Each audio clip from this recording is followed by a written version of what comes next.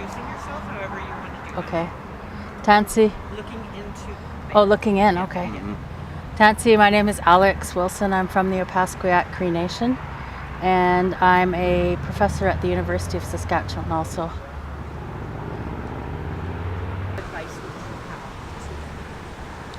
you have Words of advice that I would have to people that are going through an experience of having a loved one missing, or finding out the devastating news that a loved one has been murdered, is that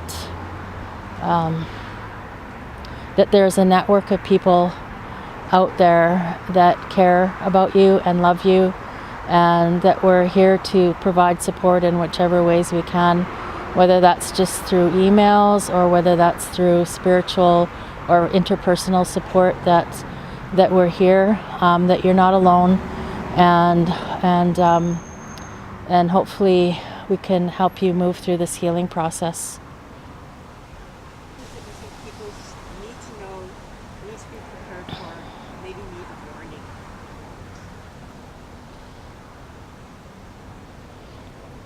I would say that because you're going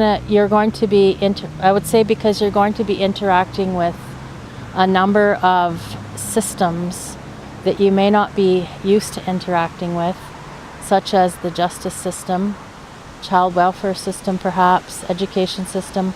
All of those systems are going to be interconnecting, and my word of advice around that would be to try and have somebody who is able to navigate those systems, someone who's knowledgeable about what a courtroom looks like, or the protocols even of going into a courtroom, how to prepare a statement or a media statement, so that it's really good to have a support person who's maybe once removed from your family, so that they can kind of take a step back and help you with talking points or a media strategy.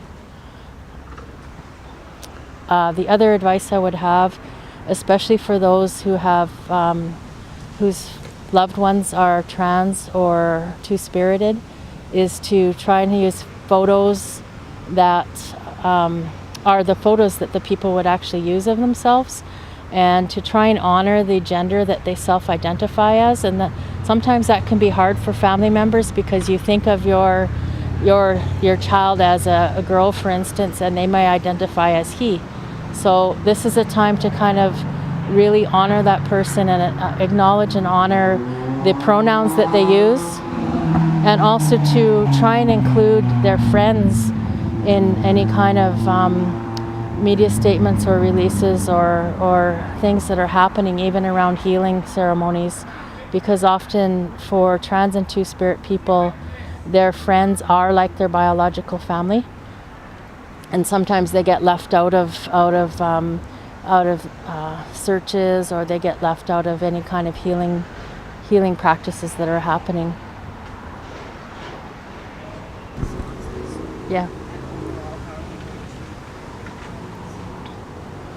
I think the hopeful message is, despite all the devastation that colonialism has impacted on us over the past few hundred years, is that we're still here. So there's an energy or a spirit that exists in Indigenous people that is intimately connected to the land that we're on.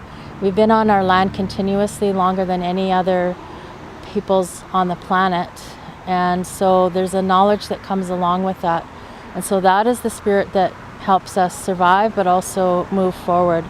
And so I think that that's the key to understanding how these colonial processes can be undone. There is hope in dismantling the system. I think it's absolutely possible. I think that a community-based response is the way that is going to do that. And for those of us that have been working in this field for a long time, we've seen incremental changes, but at some point all those incremental changes are going to tip things over.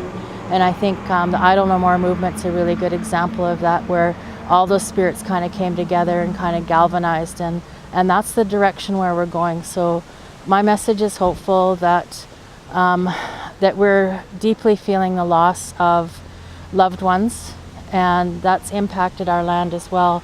But we're at a point in history now where we have the power to say what is going to happen on our land.